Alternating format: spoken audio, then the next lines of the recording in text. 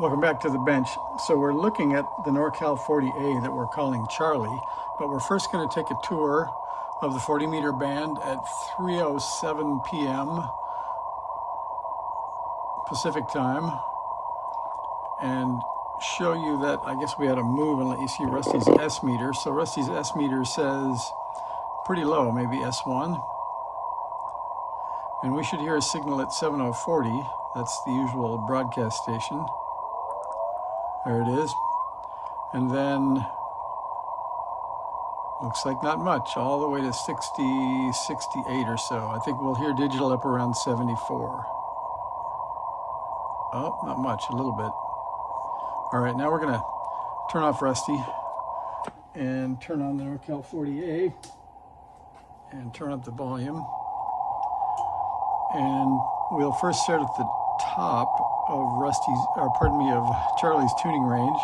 So that is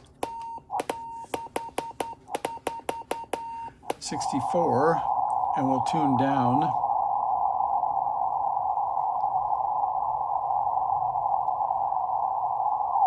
And there is 7040. I just set the knob for that as a convenient spot, so we heard the same thing.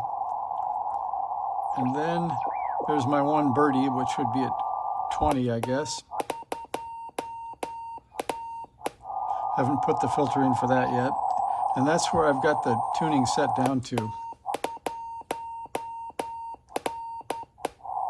So I can get to 19, from 19 up to about 64 or 5.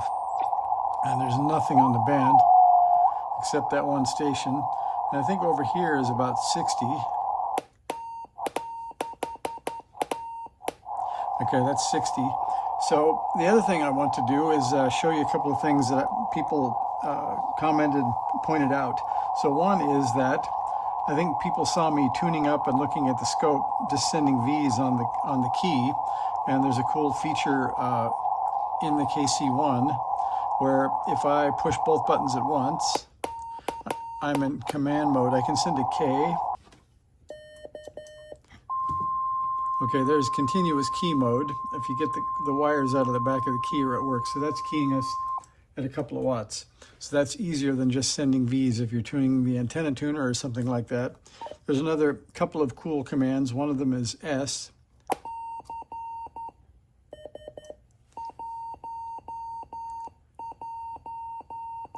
So that says our keying speed is 11 words per minute, and we can change that.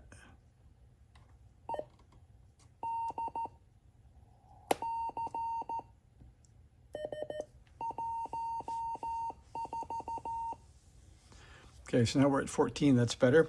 And let's see, one last thing, if you cared, you can find out the firmware version of your KC1 by going to command mode and doing a V. There we are. So I have the original Joe here, it's version 1.0. So now the mystery portion of today's little stop on the bench. So one is what that blip is. It seems to be coming from the radio and not the anchor speaker. So if I turn it off, so the speaker is still on, it's not blipping anymore. I turn it on, and it reports that we're at 7060, and the blip is gone for a while. So we're gonna ignore that for a while until that comes back. So the next mystery is, if I, for example, send QRL, you can listen to the clicks. So you get a click at the beginning of each new character. Try one more time.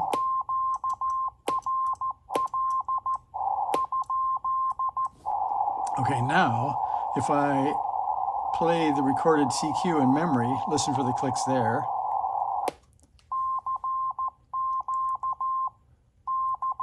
As far as I can tell, there are no clicks. So it's not the keying that's causing this. It's something about using the key. And so now I'm going to put up the RBN there. And since we're sending CQ at 7060, that's kind of the POTUS Soda people's hangout. So we'll see if anybody's on 7060 to see if, first of all, if any spotters hear us. And second of all, if anybody actually replies back today, that'd be nice.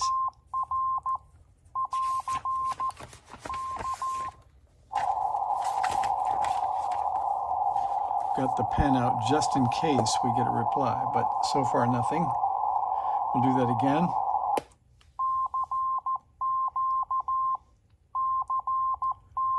And I think it clicked when I pushed the button too.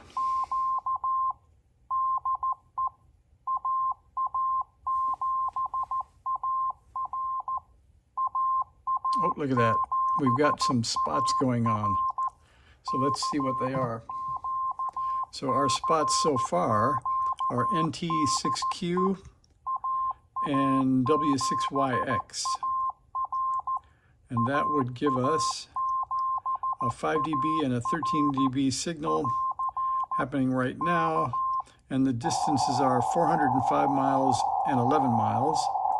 And those would be, let's see, looks like we've made it to St. George in Utah and Oceanside, somewhere down near north of Tijuana and south of LA. I guess Oceanside, maybe there's some San Diego down here somewhere. There we are, Escondido is where we made it to, just north of San Diego. So that's kind of cool. And if we move the whole thing up, we can see there should be 3 now. Yeah, there they are. So 472, 405, and 11 miles. So there's our first CQ. We'll do one more just to see what we get.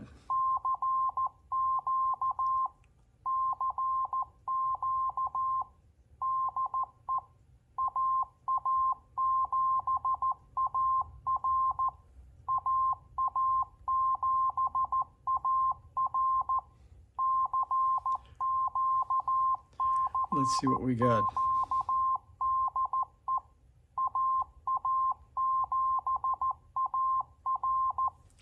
So far, nothing new and no return calls.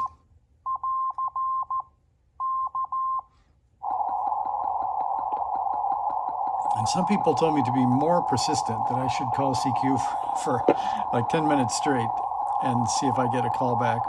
So maybe the bands are less busy than they were in past times. And we hear a little iPhone noise there, so I'll move that away. One more time. Definitely a click on the first push. So I think it's something about the KC1. We'll have to look at the schematic and make sure we've got all the bypasses and various things. So if you've got ideas of why we're clicking, let me know what they are. Doesn't seem to be the side tone monitor of our received signal, but something to do with the KC1. And if we look at the schematic, you can see that we actually don't have a traditional side tone generator. We're listening to the received output of the radio. See if I can find that and show you the schematic.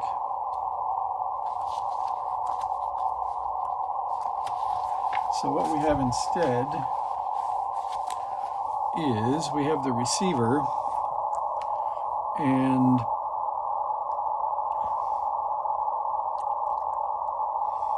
we have a TX line here. I think that's the one that mutes us for the AGC. So we have both the key line and 8-volt TX that we can mute the receiver with, but we don't actually have a side tone. We're actually hearing the product detector. So I don't have a really good idea for why we're clicking. So anyway, I think that's my story. We ended up with 4. So we've got my usual W6YX 11 miles away. We've got N6TV 15 miles away, and then the 2 signals you saw before. So almost San Diego and Utah. And if we zoom way in, you can see the 2 close ones, maybe.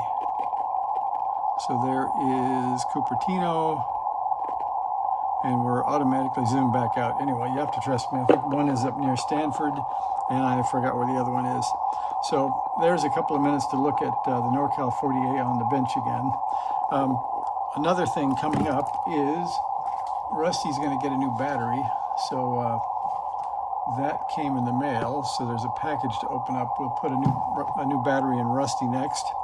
And shortly after that, I'll show you a new dipole aluminum dipole center bracket that we're going to put together, maybe a 15 or 20 meter dipole.